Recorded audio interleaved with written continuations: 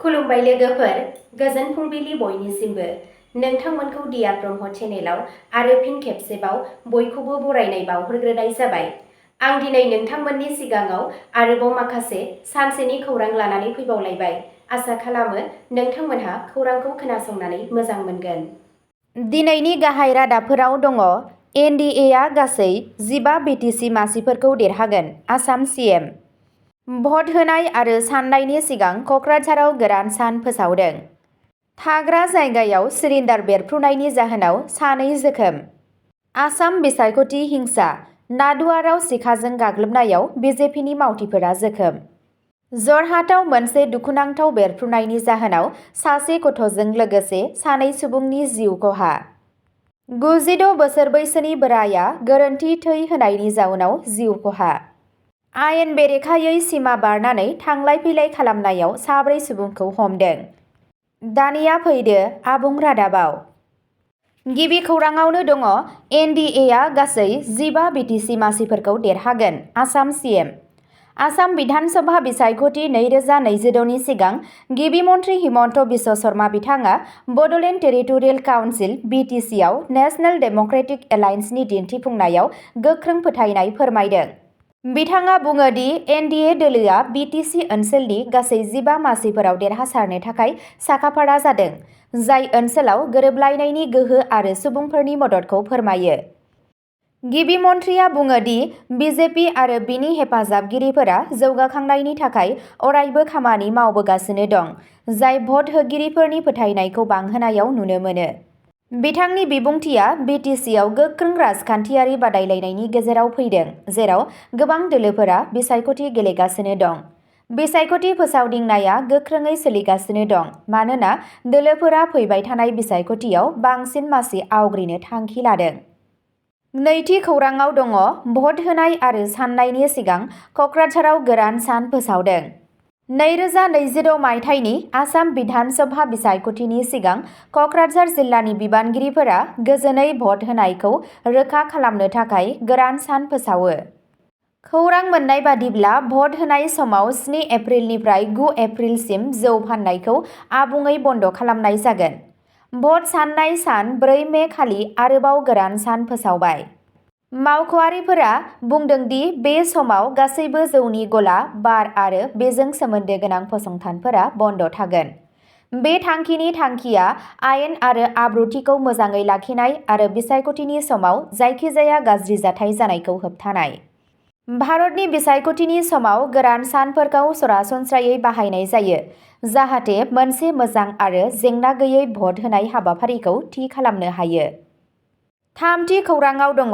थाग्रा जायगायाव सिलिन्डार बेरफ्रुनायनि जाहोनाव सानै जोखोम। राजक'टआव मोनसे सोमोनांथाव जाथाय जादों, जेराव सहकार र'डआव थानाय साधना ससाइटिनि गंसे न'आव गंनै गेस सिलिन्डार बेरफ्रुदों, जायनि जाहोनाव थागिबिफोरा गिखांनाय सोमजिदों।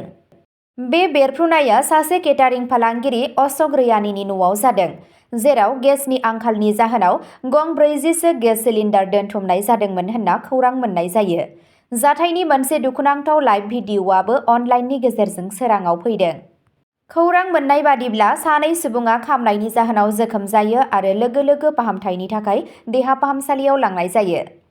अर खोमोरग्रा बिफान आरो पुलिस हानजाया थाबैनो जाथाय जायगायाव सौहैयो, थासारिखौ सामलायो आरो सिलिन्डार, डिजेलनि थेमा आरो गेस रिफिलिंनि थाखाय बाहायनाय आगजुफोरखौ जब्द खालामो।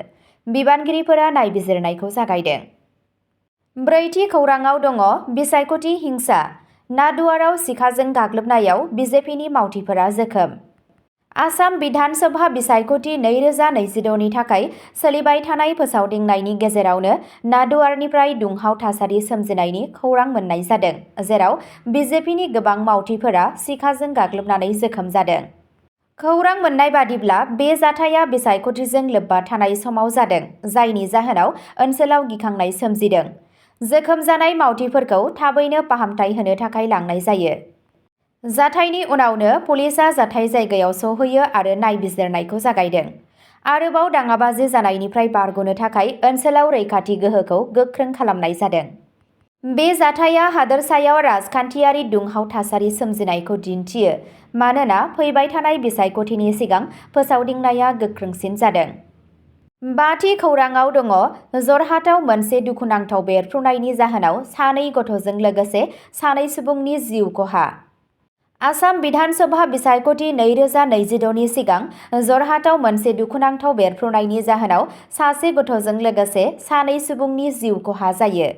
खौरां मोननाय बादिब्ला निउ कल'निनि राजा मैदाम ओनसोलाव भारानि न'नि सिङाव बे बेरफ्रुनाय जाथाया जादों। सासे सुबुङा जायगायावनो जिउ गोमायो आरो 8 बोसोर बैसोनि सासे हौवासाया उनाव देहा फाहामसालियाव जोखोम जानानै जिउ गोमायो। सासे उन्दै हिन्जावसाया गोब्राब हालोदाव दं। जाथायनि दान्दिसे उनावनो पुलिस आरो इमारजेन्सि हानजाफोरा जाथायथिलियाव सौहैयो आरो नायबिजिरनायखौ जागायो। बेरफ्रुनायनि गुबै जाहोनखौ दासिमबो मिथिनो मोननाय जायाखै। बे जाथाया ओनसोलाव गिखांनाय सोमजिहोदों, जायनि थाखाय हादोरसायाव सोलिबाय थानाय बिसायख'थिनि आबहावानि गेजेराव जिंगा सिखांनाय सोमजिदों। द'थि खौराङाव दङ 96 बोसोर बैसोनि बोराइया गोरोन्थि थै होनायनि जाउनाव जिउ खहा। गलाघाटनिफ्राय सासे 96 बोसोर बैसोनि बोराइया फाहामथाय होनाय समाव गोरोन्थि थै होनानै जिउ खोमानायनि अजद होनाय जाथाया सोराङाव फैदों।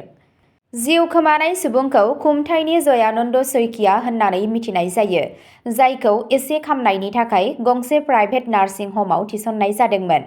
नखरनि सोद्रोमाफोरा फोरमायनाय बादिब्ला बिथांखौ अ पजिटिभ थैनि गोनांथि जादोंमोन, नाथाय बिथांखौ गुबुन ब्लाड ग्रुप होनाय जादों। ट्रान्सफ्यूजननि दान्दिसे उनावनो बिथांनि हालोदा गाज्रिसिन जालांदोंमोन आरो रुंसारि जानायनि सिगां बिथाङा गोब्राब फिनजाथाय सहायनो गोनां जादोंमोन। जाथायनि उनाव पुलिसआ सोंथि खालामनो थाखाय सासे नार्सखौ हमनानै लादों आरो बेनि सायाव नायबिजिरनाया सोलिगासिनो दं, जायनि थाखाय सुबुंफोरा गाज्रि आखु दिन्थिनायनि सायाव रागा जोंखांदों। स्निथि खौराङाव दङ आयेन बेरेखायै सिमा बारनानै थांलाय फैलाय खालामनायाव 4 सुबुंखौ हमदों। सिलचराव मोनसे गिदिर रैखाथि अपारेशनाव आयेन बेरेखायै सिमा बारनानै थांलाय फैलाय खालामनायाव हेफाजाब होनायनि दायाव सासे गुबुन हादोरनि नोगोरारिजों लोगोसे 4 सुबुंखौ हमनाय जादों। खौरां मोननाय बादिब्ला थि संगालि इनपुटनि सायाव बिथा खालामनानै आसाम राइफल्स आरो काचार पुलिसनि मोनसे जथाय अपारेशननि गेजेरजों बे हमनायखौ खालामनाय जादों। बे अपारेशनाव बांलादेश आरो म्यानमारनिफ्राय आयेन बेरेखायै सिमा बारनायाव सुबुंफोरखौ मदद खालामनायाव लोब्बा थानाय मोनसे सन्देह गोनां नेटवर्कखौ सोराङाव फैदों।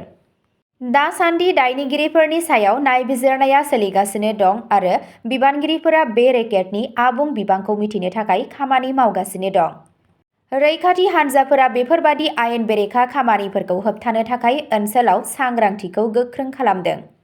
अब्ला दिनैनि खौराङा एसेनोसै। नोंथांमोनहा सानफ्रोमबो फुंबिलि समाव बेबादिनो गोदान खौरांनि आपडेट मोननो थाखाय चेनेलखौ साबस्क्राइब खालामनानै लादो आरो खौरांखौ खोनासंनानै मोजां मोनोब्ला अन्नानै लाइक, शेयार आरो कमेन्टबो खालामनानै होलांब्लानो जाबाय। गोजोन्थों।